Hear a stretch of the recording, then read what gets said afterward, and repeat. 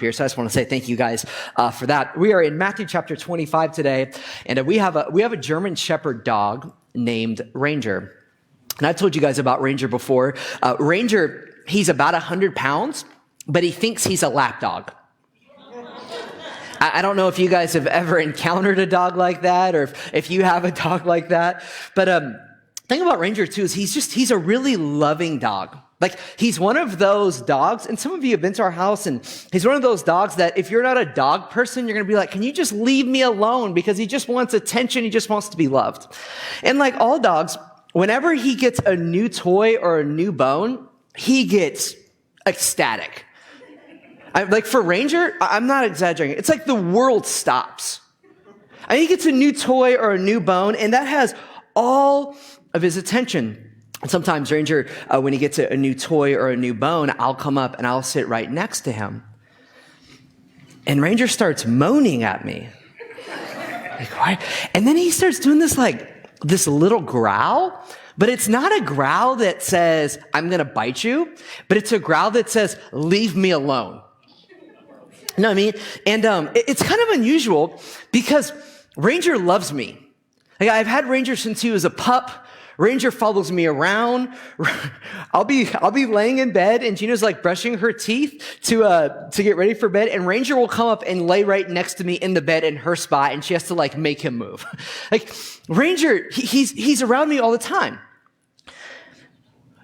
But if I get too close to certain things at certain times, he gets uncomfortable and he starts resisting me a little bit. And just like Ranger can be with me at times, sometimes we can be that way with God. That sometimes God can get too close to certain things in our life or certain areas of our life, and we get a little uncomfortable. And maybe we resist a little bit. Maybe God's telling us that we need to take a step of faith in this direction. Or maybe God's telling us that we need to commit to something. Or maybe God tells us that, man, we need to give something up. And it's in those moments where we're like, I don't know. Now, certainly, when times are difficult, we run to God. But if we're honest, there are times where we rather keep God at an arm's length away. And the reason why we have a tendency to do this is because of what we're going to talk about over the next several weeks in this series called Stewarding Life. Is because we view ourselves as owners rather than stewards of our lives. It's because we view ourselves as owners rather than stewards of our lives. In fact, in Corinthians, this is what it says. It says, you are not your own. You are not your own. Can we say that together? Ready? You are not your own. Somebody in the comments that's watching online, write, you are not your own. This is what Paul writes. Paul says, you are not your own if you've trusted Jesus as your Savior. For you were bought with a price, so glorify God. Now, this is really completely countercultural for us to think that we are not our own. What do you mean that we're not our own? Well, what does that mean? Well, to understand this idea of owners and stewards, we have to kind of clarify what does it mean. I kind of want to break this down for a second. There's a difference between being an owner and being a steward. An owner possesses. An owner possesses, but a steward manages. So an owner possesses, in other words, this is mine. I decide. Nobody tells me what to do. But a steward manages. In other words, it's been given to me by somebody else to manage. Now, I'll say this. Taking ownership is a really good thing when it comes to taking responsibility for your choices and your decisions. That's a very good thing to do. But when we take ownership at the expense of realizing that God owns everything, what we can end up doing is resisting God in certain areas of our life. Now, in Matthew, in the New Testament, he tells us why we do this. He tells us why all of us have a hard time viewing God as the owner and us as the steward. And he says the reason why this happens is because, well, it's what we believe about God. Because what we believe about God determines how we view life and the gifts that God has given you. And in Matthew 25, it takes us to Matthew 25 today. Matthew tells us that the reason why we have this hard time of understanding ownership versus stewardship is because of how we view God. Now you got to know the background about Matthew. It's so interesting. Is Matthew was a tax collector. So a tax collector is equivalent to our IRS, but worse. Like, Matthew was not a religious person. He was the opposite of a religious person. But he came to realize who Jesus was.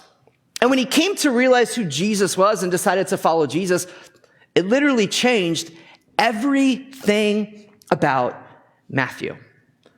So Matthew, who once was a tax collector, who once wanted nothing to do with spiritual things, teaches us about what it means to be a steward. Let's pick it up in Matthew chapter 25, verse number 14. If you are new with us, inside your program, there is an outline that can help you better follow along if you would like to use that. So Matthew 25, verse 14 says, "For it is just like a man about to go on a journey." He's describing stewardship.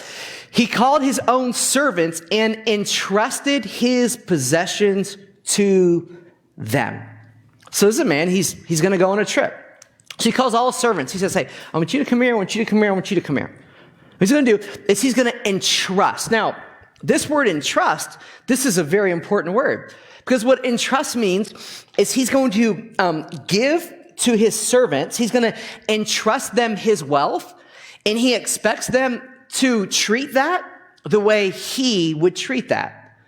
So he wants them to do with it what he would do with it. Verse number 15. It says, to one of the servants, he gave 5 talents. Your translation might read 5 bags of gold. To another, 2 talents. And to another, 1 talent, depending on each one's ability. Then he went on a journey. Now, 1 talent, 1 bag of gold, is equivalent to 20 years' wages. So you think about how much money he's given these guys. The first servant, 5 talents, this is more money than he'll ever see in his lifetime. You think 2 talents? I mean, this is 40 years worth. This is a career. 40 years worth of wages. He gives the other servant 1. And then he goes on a journey. Now, real quick. Is this the servant's money or the master's money? Master's money. Now, let's see how they handle it. Verse 16. It says, immediately, like right away, the man who received 5 talents, he went, he put them to work, and he earned 5 more. So he doubled the talents that he had. In the same way, the man with 2 earned 2 more. Verse 18, man, this is good. We're 2 for 2 so far, all right? Here we go. So we got a doubling effect. Let's see if the third one's going to do it. But the man who received 1 talent, he went off, he dug a hole in the ground, and he hid his master's money. Verse number 19, it says, after a long time, the master of those servants came and settled accounts with them. So he went on his journey, and he came back to see what they'd done with what he's entrusted them. And this is what it says. It says in verse number 20,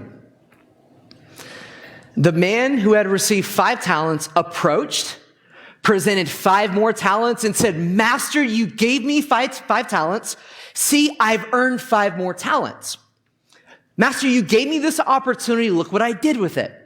In verse 21, his master said to him, well done, good and faithful servant. You were faithful over a few things. I will put you in charge of many things. Share your master's joy.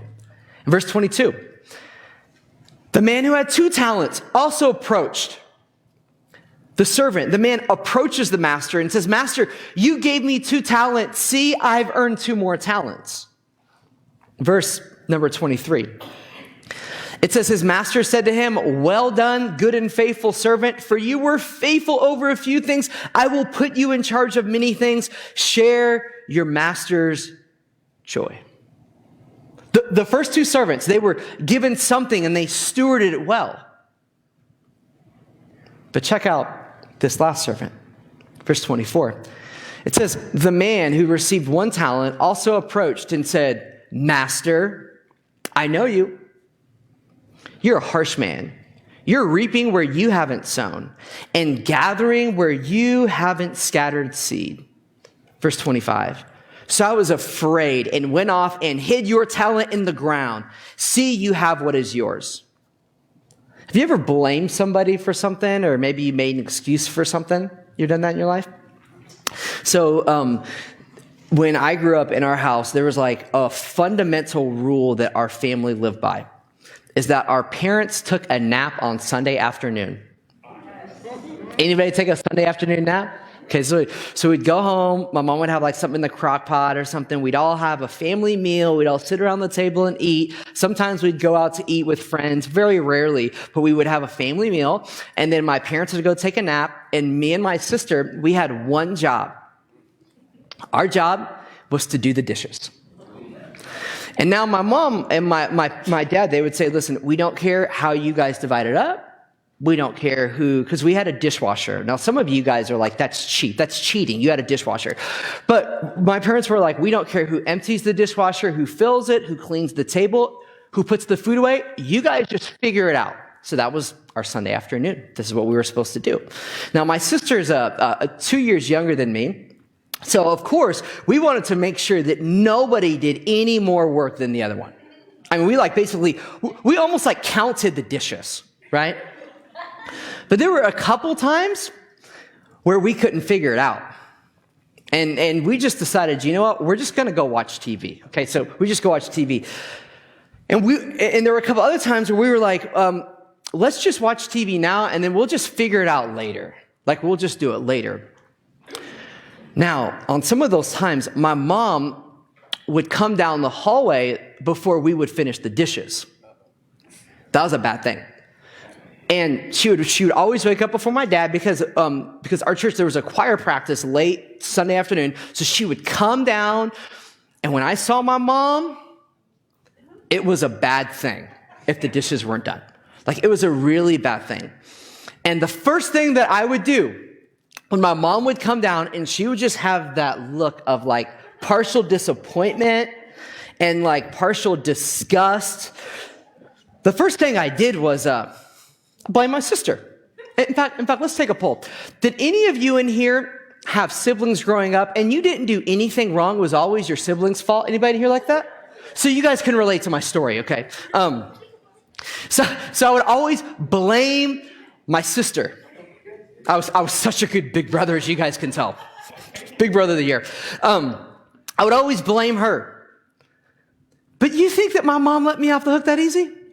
No, of course not. My mom said, listen, Nate, you had one job. That's all you had to do. Clean the dishes. If you would have got right on it, it would have taken you 15 minutes and you could have done whatever you wanted the last 2 hours. But no, you didn't do what I wanted you to do. I'm like, no, it wasn't my fault. It was my sister's fault, right? And I think when we look back at our lives, we've all made excuses, right? Like we've all blamed people for things where really it was our fault. We blamed our spouse. We blamed our kids. We blamed our friends. We blamed our coworkers. Now, this is what doesn't make any sense about the story. The reason why this servant, the reason why he didn't steward what was given to him well, is in his mind, is he blamed somebody. But the person that he blamed for not stewarding it well was his master. It's like, that's the best you could come up with? He's like, Master, I was afraid. I went off and hid in the ground because you were a harsh man. Because you were mean. Because you're unloving. And the servant came to this conclusion that was like, Master, it's your fault. Now, you remember the first two servants? They doubled what had been given. But this last servant says, no, you are a harsh man. You're a mean man. Now, look what happened, verse 26. So his master replied to him, you evil, lazy servant. How about that for just calling it like it is? You evil, lazy servant. If you knew that I reap where I haven't sown and gathered where I haven't scattered, verse 27, then you should have deposited my money with the bankers, and I would have received my money back with interest when I return. Should have given it to the bankers. So take the talent from him and give it to the one who has 10 talents. That makes sense, right? A guy had 5, he doubled it. So I'm going to take that talent and give it to him. For to everyone who has, more will be given, and he will have more than enough. But from the one who does not have, even what he has will be taken away from him. The master's, he's just shocked that this guy didn't do anything. And what's really interesting is the master didn't rebuke the servant for his action, but for his inaction. It wasn't for something that he did, but it was something he didn't do. The master says, I gave this to you, and you didn't steward it well. You remember Corinthians? This is what it says in 1 Corinthians chapter 4. Paul writes, he says, it's required that those who have been given a trust, a steward, must prove faithful. And it's less about how much God's given you, but it's more about what you do with what God's given you. So for example, there are people that have lots of talent and gifts, and they're going to be required to be good stewards with that. There are other people like me that we don't have as many talents and gifts as other people, but God has still given this to us to steward. And remember, in this story, the master doesn't say, "Oh, well, you should take your 1 talent and turn it to 5. You should have taken your 1 talent and turned it into 4." He didn't tell him that. This is what he just said. He said, "How come you did nothing with what I've given you?" Verse number 30, it says this. It says, "And throw this good-for-nothing servant into the outer darkness, where there will be weeping and gnashing of teeth." Now, I don't know about you guys, but when I read this story and I think about this story, it kind of gives me pause, because a lot of times I think about things that are wrong, and I often equate it to things that you do, right? Like, I did this, I shouldn't have done this. The last servant didn't do anything, and he was rebuked for that. It's not like he took the talent and went to Cache Creek and had the weekend of his life. He wasn't like, I'm about to go party it up. He didn't waste the money. He didn't go and spend it on living in luxury. He just didn't do anything with it. He didn't steward it well. Now, when I was young, and you say when you were young, you still are young. Let me change that. When I was younger, growing up in church, whenever I heard the word stewardship or steward, I always thought of money. But I had a really immature and really incomplete view of stewardship. Because stewarding is about everything that God's given us. And when you think about this, think about all the things that God has given us. In fact, this is what I want to do. I want to pull out this whiteboard, and I want us to talk about this for a minute, and I want to hear from you guys. If I can get this easel to stand up. Stay, all right? What are some things that God has given us to steward? I'll put this over here a little bit. In fact, and if you're online in the comments, write something that God has given us to steward. When you think about everything that God's given us, what's something that God has given us to steward? Planet itself. Okay, the planet? Yeah, sure. Earth. You guys can see my awesome handwriting. Last night, I was here, and I had this easel up, and Gina said, "Are you actually going to write on that in front of people?" She said, "Nobody's going to read your handwriting." She said this. She said, "You're really making yourself vulnerable to show people how bad your handwriting is." Anyways, okay, y'all know I'm not an art major, okay? So the earth, what's something else? Maybe more personal to us. Mike? Time, that's great. God's given us time, okay?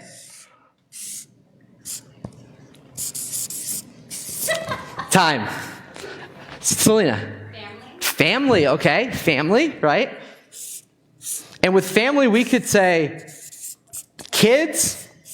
We could say a spouse. He's given us family to steward. That's right. Right over there. All living things. He's given us all living things. We could say that like with the earth, everything in there. Yeah. Our community. Our communities, right? Our community, the place where we live. That could be, it could be our neighborhood. It could be Sassoon City. It could be Fairfield, Francisca. Church, absolutely. Our church, right? Yep. Our church, maybe somebody else. Free will. Free will? Okay, yeah, like our choices, right? We've been given stewardship over our choices, okay? Our house. That's good, our home. She didn't even raise her hand. I'm not writing her name. But that is good. I'll write it down, our home. Teachers don't have to raise their hands. Teachers. Steve. Our abilities, our gifts. That's exactly right, our gifts. Let's write that down. Man, if that's not terrible handwriting, I don't know what is. All right, I blame my penmanship teacher growing up. Just kidding. So there's so many other things that we could put on here. But this is a pretty good start of things that God's given us to steward. The earth, our family, our children, our spouse, our church, our home, where we live at. How do we handle our house? What do we do with that? Our time, our community, our choices, our spiritual gifts. Now, when it comes to these things, there are one of two ways to view life in these things. And this is the first thought on here that's in your outline. There's one of two ways to view these. There's two views of life. We can view life as a steward or as an owner. So we can view all these things as mine or as these have been given to me from God to steward. So we could say, this is my marriage, this is my kids, this is my community, this is my time. Or we can say, God, you've given this to me. What do you want me to do with what you've given me? Years ago in a church, there was a person in the church that was very faithful in attendance, and they had been given some tremendous musical gifts in ways that very few people in the church congregation had musical gifts. So the pastor had heard that this individual has some musical gifts, and they were faithful attenders. They were actually members. And the pastor came to this individual and said, hey, I notice you're not serving anywhere, and God has gifted you in this area. Would you be willing to use your musical gifts for the building of the body of Christ, for us to worship God corporately? Would you just think about that and pray about that? And this person said, oh, no. My musical gifts are for me. So the gifts that I have, it's for me. So, and this person wasn't rude. They were just saying, no, my gift, this is my gift, is for me.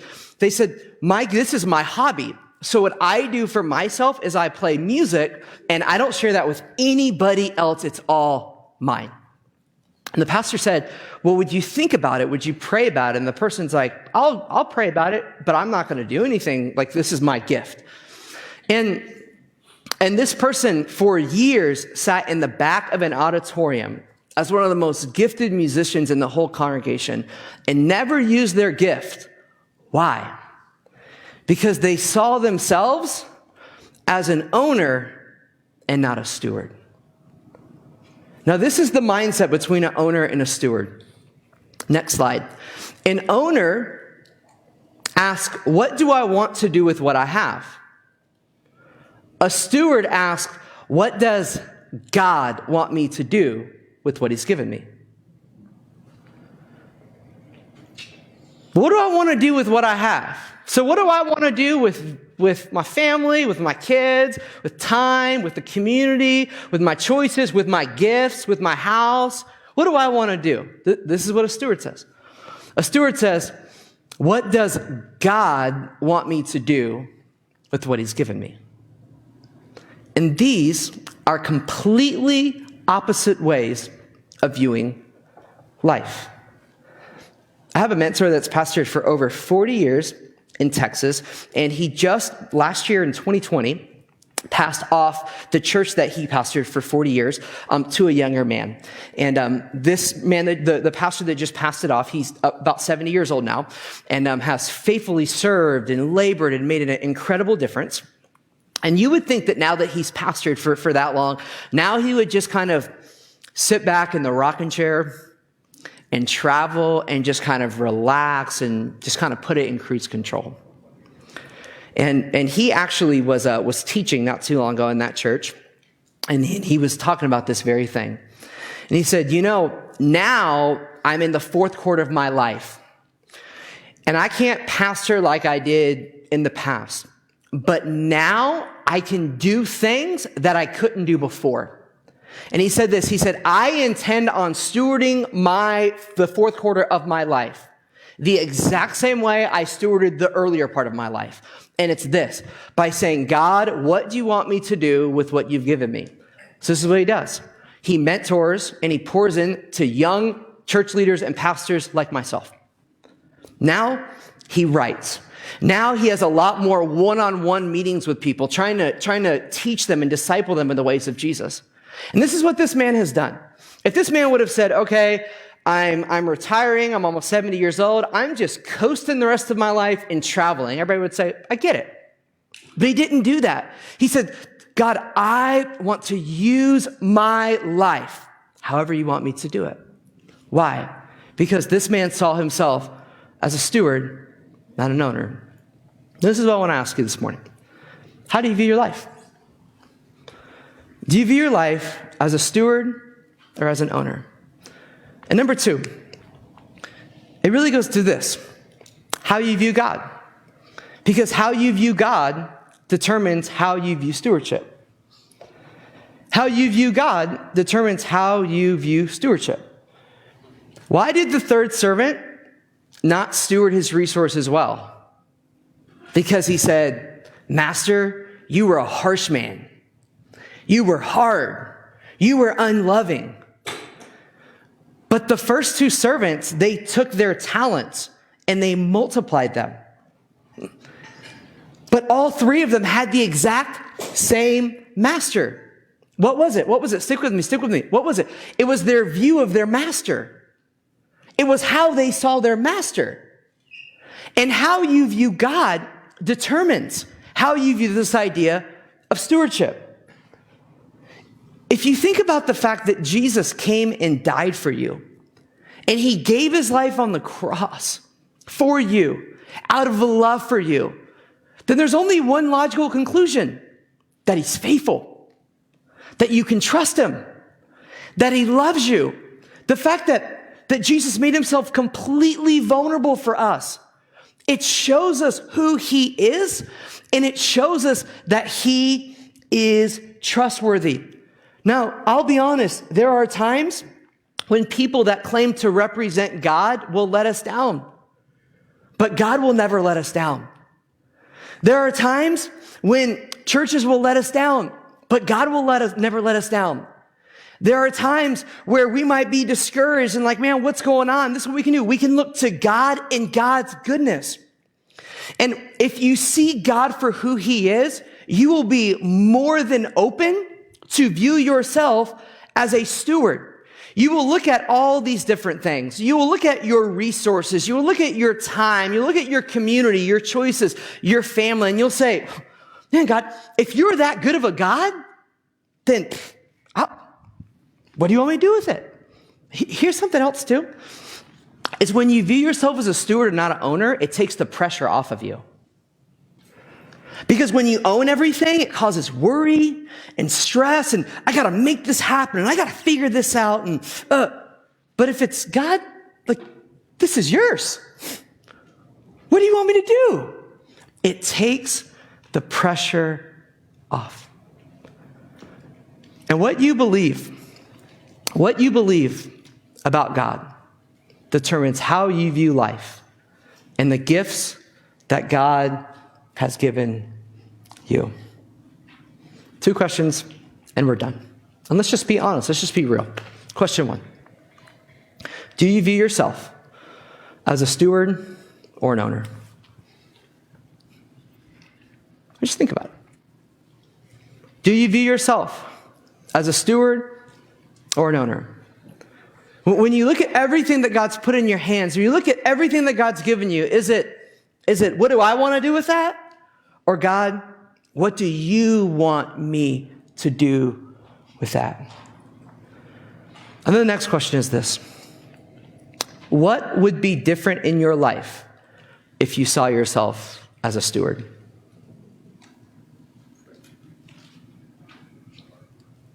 How would you handle things differently if you saw yourself as a steward? How would you handle the earth or your family, your kids, your spouse differently if you saw yourself as a steward? Church, your house, your time, if you saw yourself as a steward. The community, the choices, the gifts that we have, how would we do things differently if we saw ourselves as a steward? In those times when my dog Ranger, when he gets a little bit uncomfortable because I'm getting too close to his bone, which I gave him, by the way, and I went and bought. In those moments when he gets uncomfortable and he starts kind of moaning at me and give me the look like, leave me alone, it's almost like he forgets who I am. I feed him every day. I raised him since he was a pup. I care for him. I meet all of his needs, and I meet a lot of his wants too. He sleeps in our bedroom, for crying out loud. I treat this dog like royalty. But in that moment, it's like he forgets those things. And friend, if you will just remember who God is, you'll say, God, you're the master, I'm the steward. What do you want me to do with what you've given me? If you're not yet a Christian in this room, I encourage you to surrender your life to Jesus today, to put your faith in him, because he is the master, the only master that is a loving, gracious king that is for you and cares about you. Let's have a word of prayer, and then we'll have a song.